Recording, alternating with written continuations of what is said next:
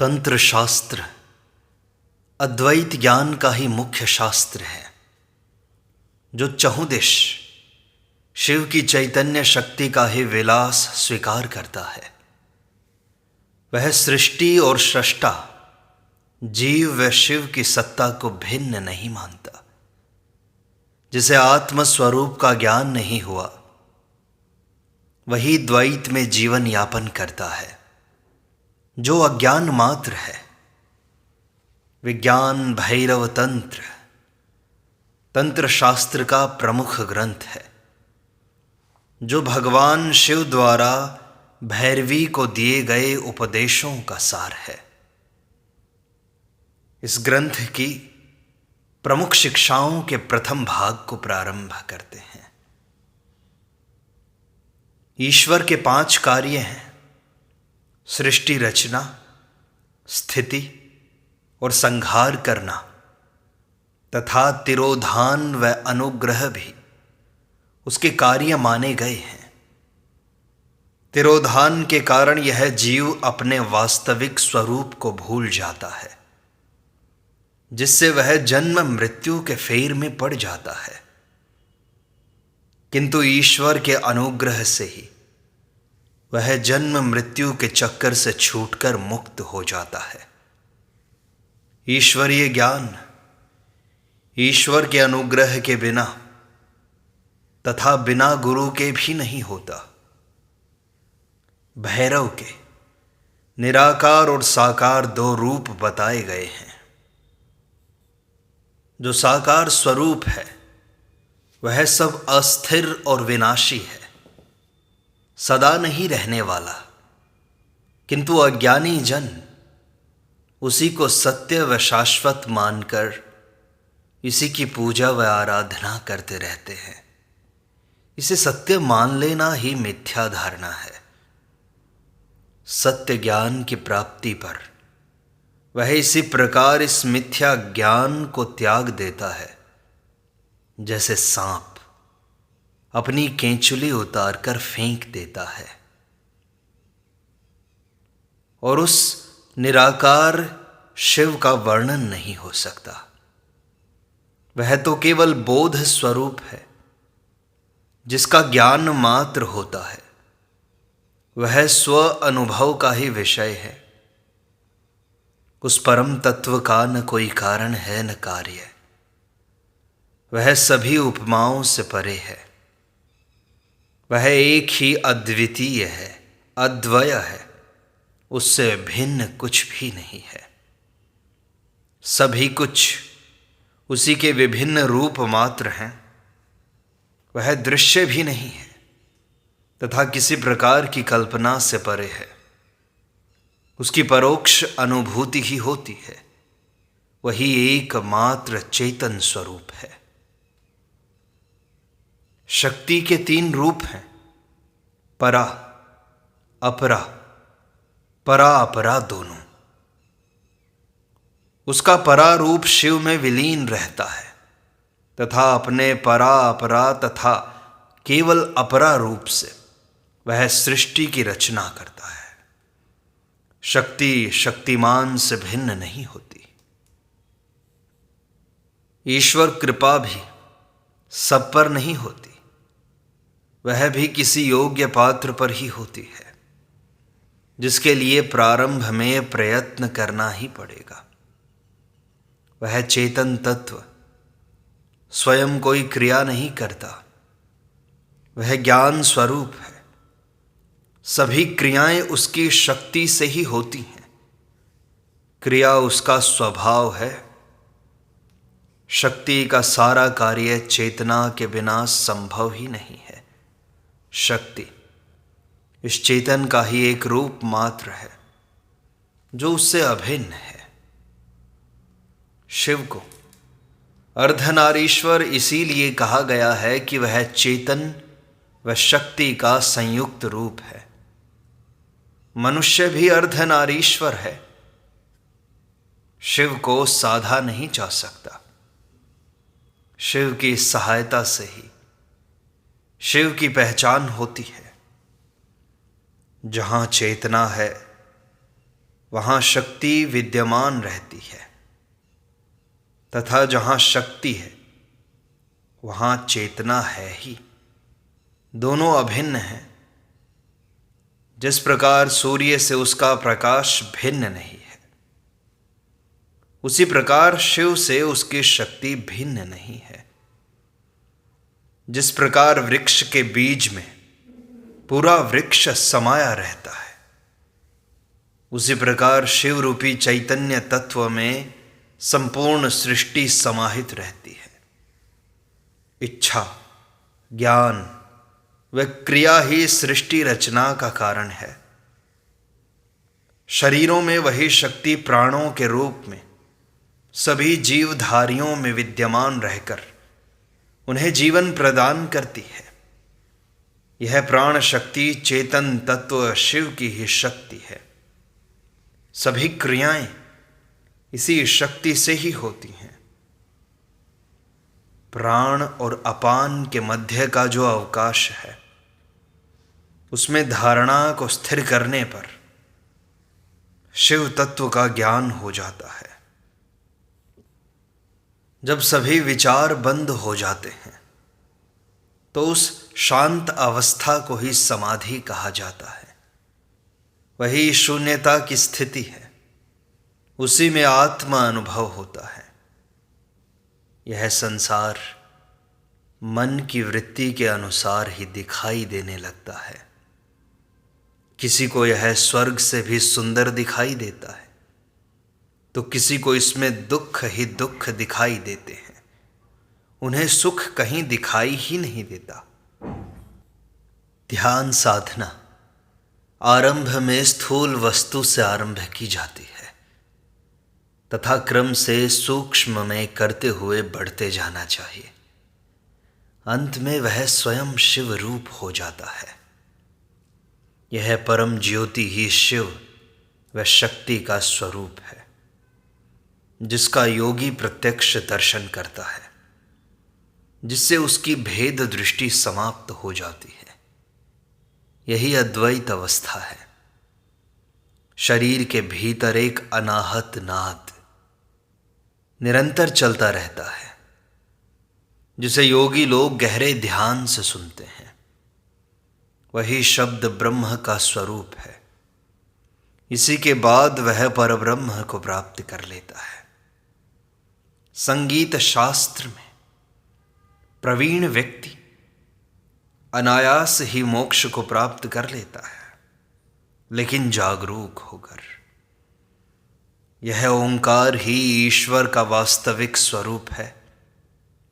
सोहम, यह भी प्रणव का ही स्वरूप है, जो हृदय में निरंतर चलता रहता है। हम इसी की उपासना करते हैं। सांसारिक पदार्थों का अस्तित्व भी उस परम चैतन्य से ही है, जिससे वे उससे अभिन्न हैं। उससे भिन्न किसी की सत्ता नहीं है। भिन्नता को सारी प्रतीतियां ज्ञान के कारण ही होती है। जिसे उस परम तत्व की अनुभूति नहीं हुई, वही इस मिथ्या जगत को सत्य मान लेता है। ज्ञान की साधना ही जीवन को उच्चता देती है। केवल यह चेतना ही आत्मा का स्वरूप है। अन्य सभी मिथ्या है। इस सत्य को जो ठीक से जान लेता है, वही ज्ञानी कहा जाता है। मन को किसी एक स्थान पर केंद्रित करना है। विधि कुछ भी हो, उसका बार बार अभ्यास करने से चित्त की चंचल वृत्ति शांत हो जाती है। इस शांत अवस्था में ही उस चैतन्य की अनुभूति होती है। स्वयं को जान लेना ही परमेश्वर को जान लेना है। दोनों एक ही चेतन तत्व के दो नाम मात्र हैं। मुक्ति का अर्थ ही है परम स्वतंत्रता। यही परम ज्ञान की स्थिति है। यह सारा जगत स्थूल, सूक्ष्म व पर रूप में विद्यमान है। बाद में आविर्भूत होने वाला पदार्थ अपने पूर्ववर्ती कारण तत्व में विद्यमान रहता ही है। जैसे बीज में पूरा वृक्ष सूक्ष्म रूप में विद्यमान रहता ही है, अन्यथा वह प्रकट कैसे हो सकता है। इस प्रकार विश्व के सभी पदार्थ अपने कारण तत्व में विद्यमान रहते हैं। अतः ये सभी परमेश्वर की स्वतंत्र शक्ति का ही विलास है। भगवान शिव अपनी दो शक्तियों के सहायता से ही सृष्टि की रचना करते हैं। ये हैं चैतन्य और शक्ति, जिसे माया कहते हैं वेदांत में। जिस प्रकार दो अरणी लकड़ियों के रगड़ने से उत्पन्न होती है, उस प्रकार उन दोनों शक्तियों की सहायता से ही जगत की रचना होती है। शिव इन दोनों के स्वामी हैं, वही परमेश्वर हैं। यह सारा जगत मन के द्वारा ही कल्पित है। मन की विभिन्न वृत्तियां ही संसार की कल्पना करती हैं। मन जैसा देखना चाहता है, संसार उसे वैसा ही दिखाई देता है। मन के परिवर्तन से संसार अपने आप बदल जाता है। उसे बदलने का कोई प्रयत्न नहीं करना पड़ता। मन के विलीन होने पर संसार भी विलीन हो जाता है। संसार बाधा नहीं है, यह मन ही बाधा है। मनुष्य ब्रह्म ही है, किंतु इस मन के कारण उसे संसार ही दिखाई दे रहा है, ब्रह्म नहीं दिखाई देता। मन के विलीन होने पर वह ब्रह्म ही हो जाता है। विज्ञान भैरव की 112 विधियां मन की वृत्तियों को गलित करने की ही विधियां हैं, जिससे वह ब्रह्म स्वरूप ही हो जाता है। दो विचारों के मध्य जो अवकाश है, वह अवकाश ही उपयोगी है।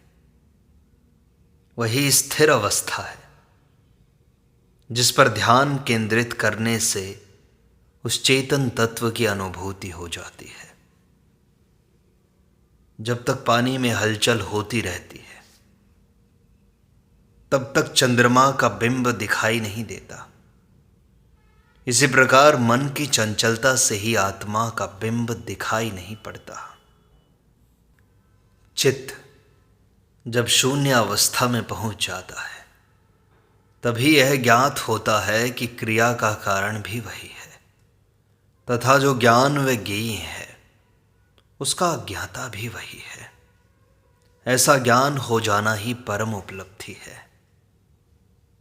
चित्त की वृत्ति ही ऐसी है कि वह अपनी इच्छित वस्तु की ओर ही आकृष्ट होती है। उस समय दूसरी वस्तु की ओर उसका ध्यान ही नहीं जाता। जब उसे कोई इच्छित वस्तु नहीं मिलती, तभी वह व्यर्थ और अनुपयोगी को ही उपयोगी समझकर उसकी ओर आकर्षित होता है। अपने इष्ट के ध्यान में लगने पर वह सांसारिक पदार्थों की ओर कभी आकर्षित नहीं होता।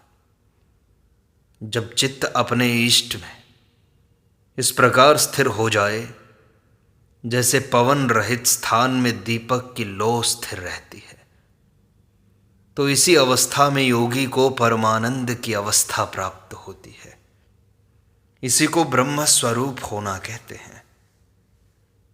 मन के कारण ही संसार की सभी वस्तुओं में भेद की प्रतीति होती है।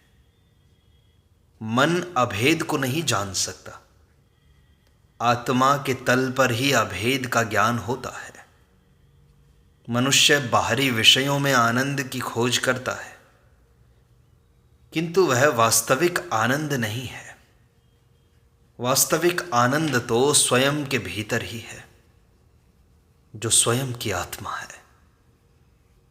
मनुष्य को जो आनंद की अनुभूति होती है, वह उस चेतन आत्मा के कारण ही होती है, क्योंकि आत्मा स्वयं आनंद स्वरूप है।